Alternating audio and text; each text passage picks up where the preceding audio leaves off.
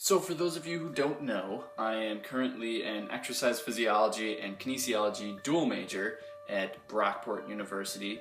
And that's kind of what I wanted to talk about today, because I like being transparent with you guys, and I feel like I have a good example of what I'm going to talk about today. So what happened basically was I just got back from my biomechanics test. I went in pretty confident, and then I got shat on.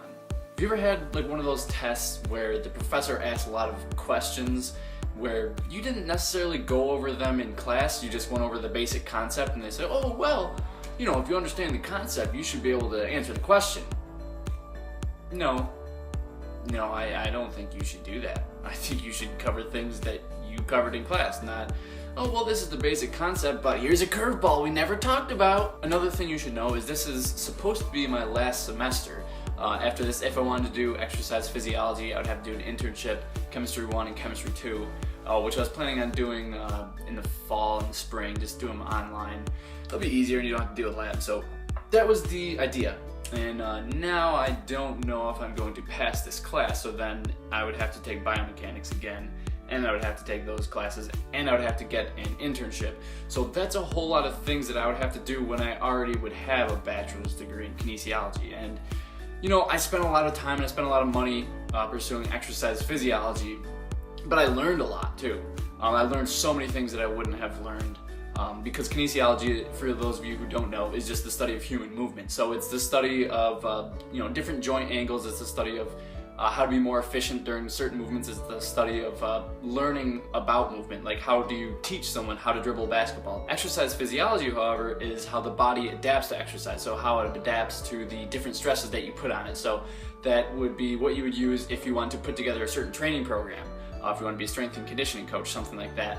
I learned a lot. I basically have the degree, except for I won't be able to write it on paper, but I did almost every single class that I had to take in order to get that degree. So I'm not saying I'm gonna drop the major. I'm saying I'm gonna finish the semester, see how everything plays out, and then I'm just gonna weigh my options. Like, do I really want to get another degree in kinesiology and exercise physiology, or do I just want to stick with kinesiology and then maybe go on to my master's?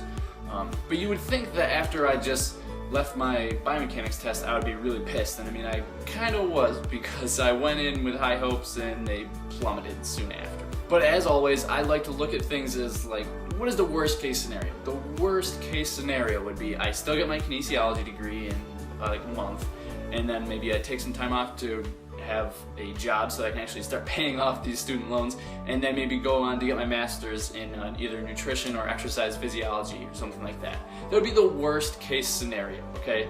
Best case scenario would be I get my kinesiology degree, and then I don't do too terrible, pass the class, and then I just have to take Chem 1, Chem 2, do an internship, and I get both of my degrees, and maybe I go on to, again, master's.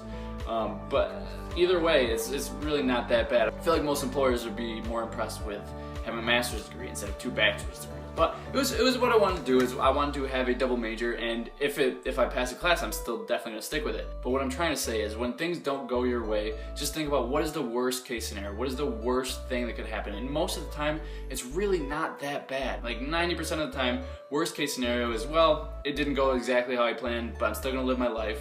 You know, I have so many things going for me right now. Like, I was born in America, so if you're born in America, you really can't stoop that low. I mean, worst case scenario, you go on welfare or you have food stamps. Worst case scenario in a lot of other countries is much worse than going on food stamps. And on top of that, I have my health. I mean, from going from competitive runner to being in a wheelchair to being able to squat over my body weight and bench more than I ever could before I ever got sick.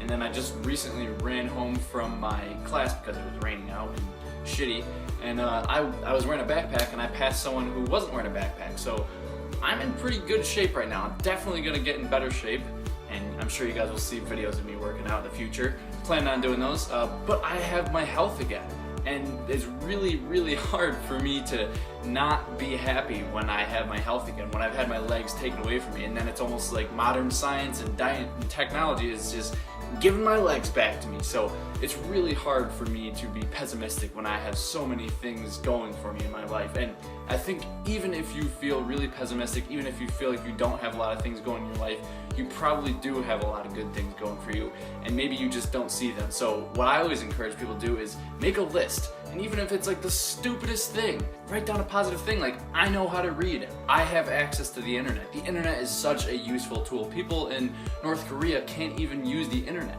I mean, people in North Korea are literally risking like their lives, they're risking going to concentration camps to get a USB port full of American reality TV shows. They're risking their lives in order to just get some form of social media outside of their basically boarded up country. So trust me when I say, if you can see this video, you probably have a lot going for you. You can probably speak English, which is one of the most widely used language, I mean, other than Mandarin Chinese, but anyway, you can probably read. You have access to the internet. You have a lot of things going for you. So do me a favor, do you a favor. Write everything down that is positive in your life if you're not feeling like you have a whole lot of things positive, and you'll realize what an awesome life you probably have. So like I said, you really can't sink that low. And on top of that, I still could definitely get my master's and still go on and do exactly what I want to do. And what I actually want to do someday is just coach. I want to coach track and field and cross country, continue making YouTube videos, and just see where the wind blows me. But I just want to make this video, kind of let you guys know what's going on in my life, what I want to do for the future, and also let you guys know that, say something doesn't go your way, you know, think about what would happen, what is the worst case scenario that would happen. And most of the time it's really not that bad. You just gotta look at all the positives in your life and just roll with it. Anyway, hope that was helpful, you guys, and hopefully I'll see you next time.